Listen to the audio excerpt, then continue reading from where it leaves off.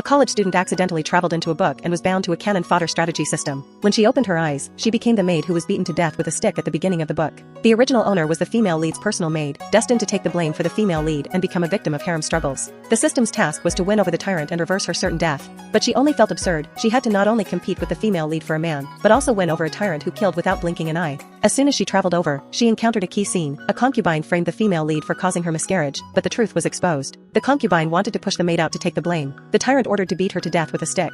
She died before reacting, but unexpectedly triggered an infinite rebirth mechanism, returning to the moment she was accused. After being beaten to death several times repeatedly, the fragile college student completely broke down and refused to take the blame according to the plot.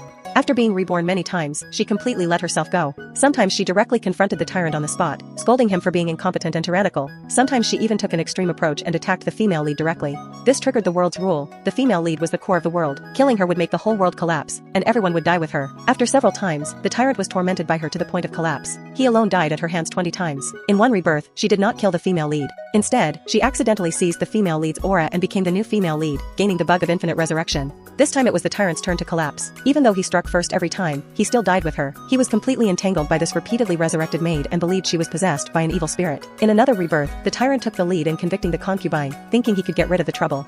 But he still took his anger out on her, believing that his 20 deaths were all related to her. He ordered to lock her in prison for interrogation. Terrified, the college student ended her life with a hairpin, but triggered rebirth again and returned to the tyrant. The tyrant felt both hatred and suspicion towards this unkillable maid. He was obsessed with finding out her secrets, even forcing her to take off her hairpin. He also made bizarre rules, using one cruel method after another to torture her.